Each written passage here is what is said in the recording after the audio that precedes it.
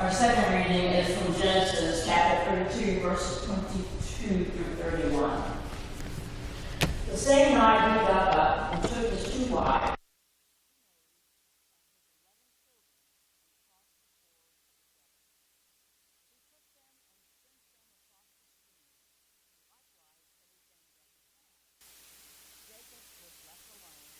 The man wrestled with him until daybreak. When the man saw that he did not prevail against Jacob, he struck him on the hip socket, and Jacob's hip was put out of joint as he wrestled with him.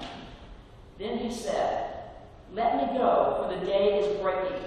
But Jacob said, "I will not let you go unless you bless me." So he said to him, "What is your name?" And he said, "Jacob."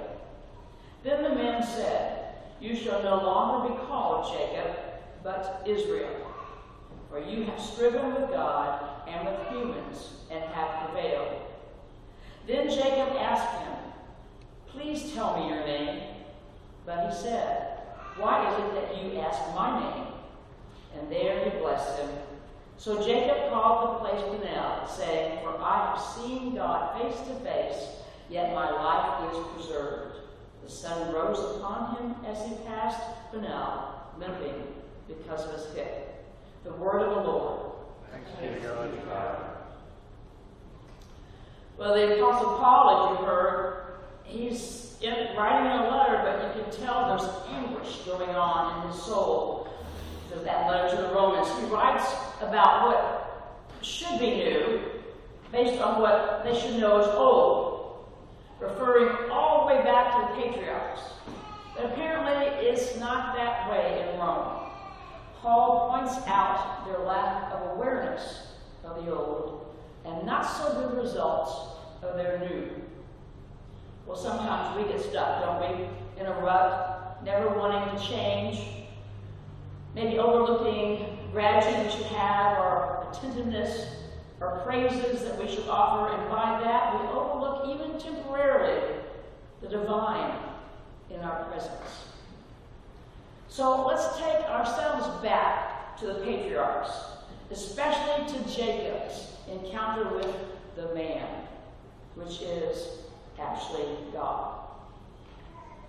Jacob, well, he's on his way to meet Esau after he's been gone many years in order to reconcile, who he deceived, tricking his brother out of his firstborn inheritance right, even though Jacob's father gave to Jacob another inheritance, the Abrahamic covenant inheritance that he received, to be a great nation, to lead people, and to follow God. We enter the story today at the point that Jacob is wrestling in the night. And I don't think it's offensive wrestling myself. I think it's defensive, a struggle to maintain life. It's complete with an unexpected conclusion, however, holding on to this man that seems to have supernatural strength. Jacob receives a blessing and is bestowed a new name, Israel. With his Abrahamic covenant still intact, it's not a bad outcome for a deceiver. How can that be? Because God's faithfulness to his promise, in spite of the unworthiness of our humanity, is what Jacob is able to demonstrate so well. God's faithfulness points out that neither Jacob or ourselves are the take charge, I want it this way controllers of the divine.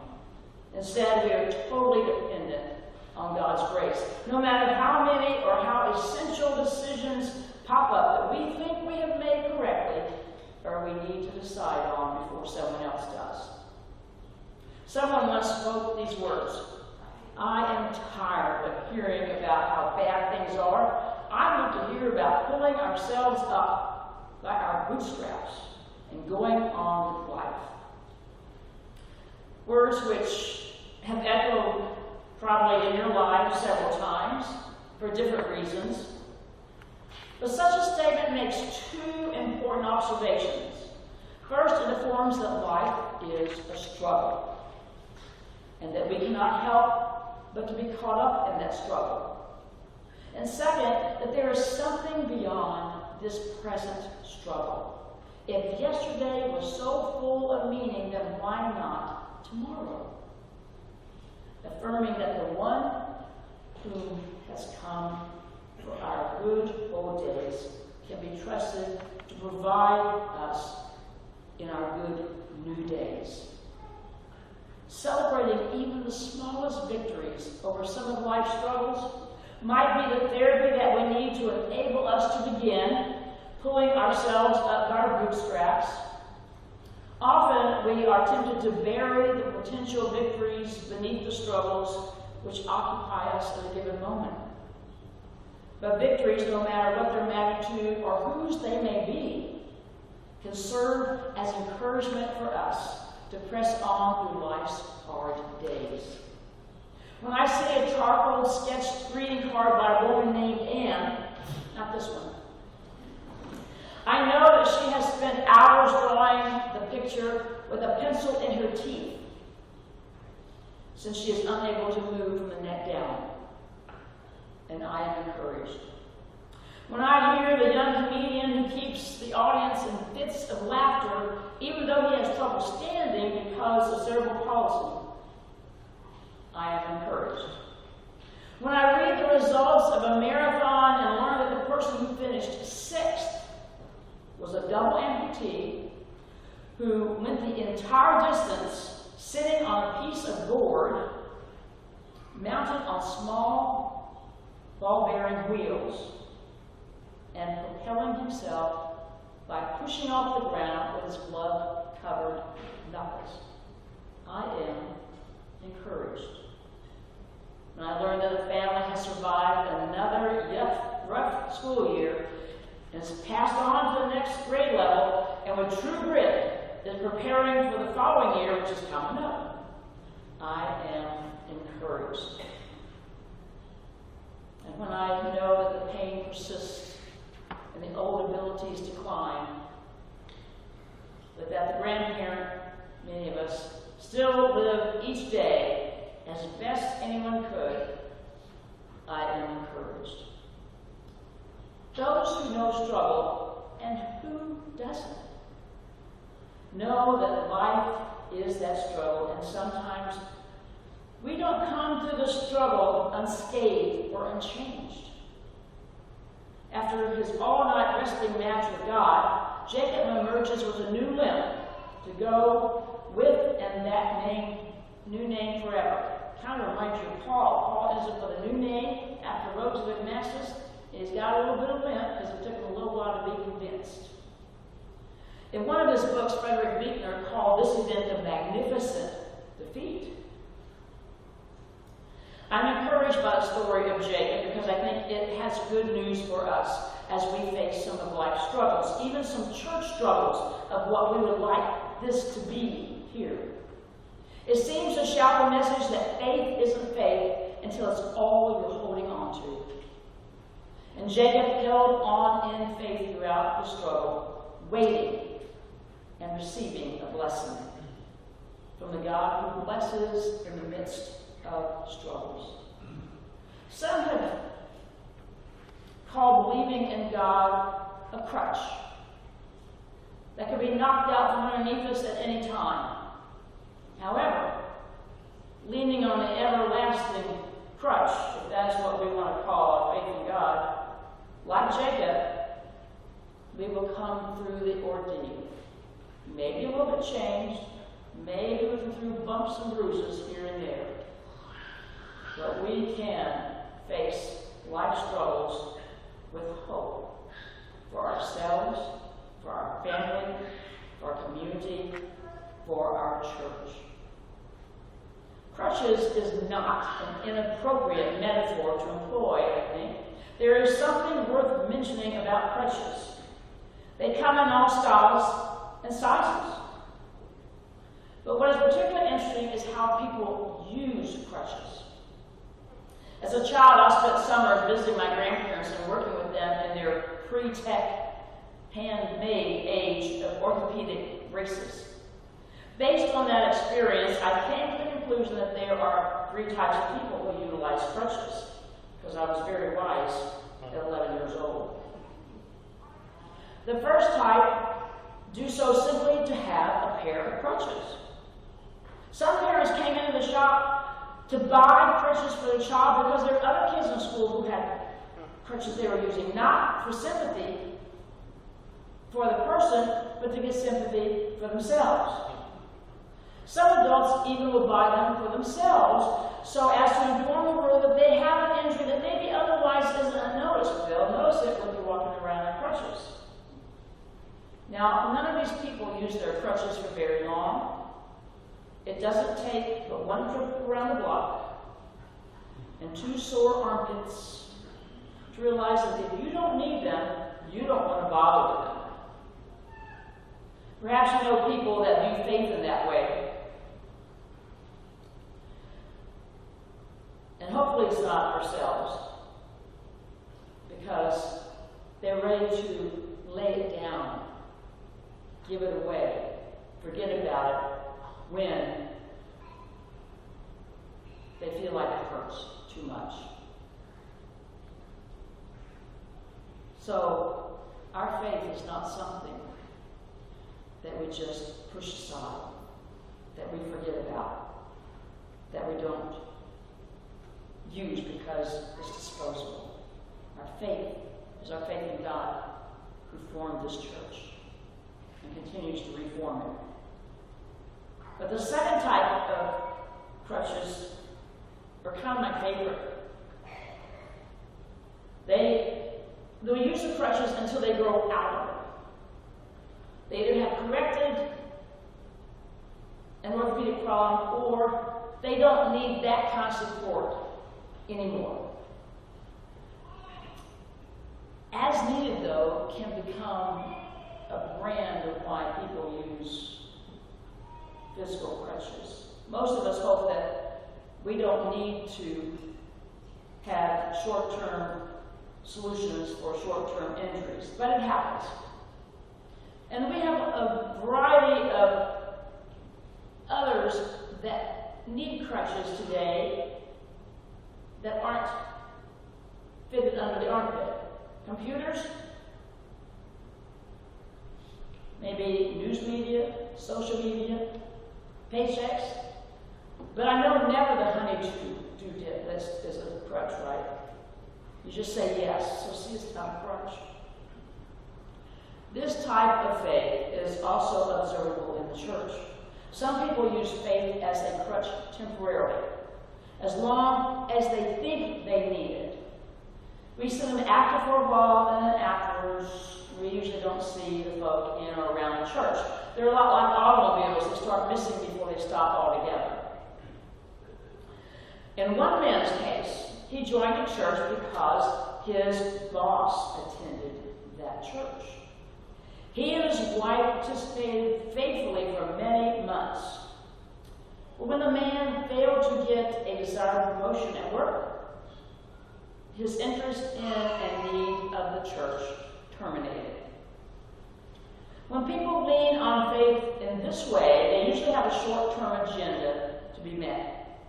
That is often the case when someone has a personal crisis, too. And that person will come to a place where she or he believes that love and support will be offered the way they want it. And if not, they go looking for that. There is certainly nothing wrong with that, but it does seem unfortunate that after a temporary crisis has passed, we miss seeing some of these people and thereby are deprived of offering or receiving love and support to and from them. It has been said that the only convictions you really have are the ones you really do. Perhaps this is threatening to those who come into our midst, who want only to be fed but do not necessarily care to help feed others. For some, it is quite threatening to ask, what is the truth? And then hang around for the answer. Perhaps they have reached a point in their faith that it's not the parts of the Bible that they don't understand which bothers them, but it's the parts of the Bible that they certainly do understand, and they're not interested in emulating.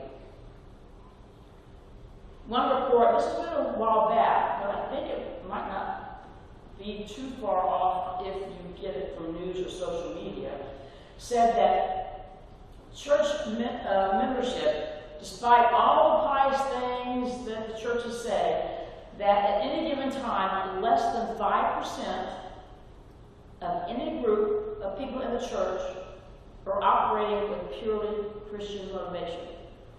Less than 5%. Now, I don't believe that's the case, but if you're operating with those motivations, we don't have to defend that, do we? Shouldn't we be able to show that by our behavior? The other 95%, they said, is asking, what's in it for me? We probably, not today, they've all checked out their sermons. Okay. Checked out sometimes of attending worship. Checked out between doubt and faith. Checked out, well, rethinking what we believe. That's not unusual. Is faith sometimes an as-needed or a temporary agenda for you? The last type of people to use crutches, and really any mobility device can fit the metaphor, are those who require God's lifelong support, and they know it. They never have the option of ceasing to lean on that support. While in college, I used to catch rides on several weekends a semester to go visit my grandparents still in the orthopedic business. My usual chauffeur out of town from college was Sherry. She lived in the same town as my grandparents. In fact, she was one of their patients. But she was fortunate enough to own a car. That was really special back then for me. The only thing is that she had no use of her legs. So the first time you get in a car, you're really paying attention. How does this thing work? Now this was like a few years, a long time ago. Her car was equipped with special manual levers and buttons, and I mean, that would be called intuitive driving today. That she didn't have to use her legs. The only time it really scared me, though, since she went home every weekend, when she see a trucker coming, she would wave. I'm thinking, that's the only thing working. You need to keep your hands on this stuff. And they waved back. They recognized her car and her. And we got there, well, obviously got there and back safely because I'm here. But it didn't stop her from doing the things she wanted to do, even if it meant adjusting how she did that. I'm encouraged that our faith may have an everlasting crutch, that we can lean on ourselves. And I think we become more willing and able to limp along through whatever struggles we have, knowing that that faith we have isn't failing us. It's probably helping us grasp harder for the one who is present with us and is walking with us through Christ Jesus. For us, may we never falter or doubt that faith is a lifetime necessity. In Bigner's book, The Magnificent Feat, he asked whether or not we will give our whole selves to God. And then he answers it. The question says, I don't know. I only remember the last glimpse we have of Jacob in this passage is limping home. And I remember Jesus of Nazareth staggering on broken feet, on his body the proud insignia of the defeat which is truly our victory, the magnificent defeat of the soul at the hands of God. Friends, no matter what troubles or challenges face us, God is still God. We who live through life faithfully know that we are never alone, that we can indeed rely on leaning on the paralyzed and arms that are gone. Amen. Let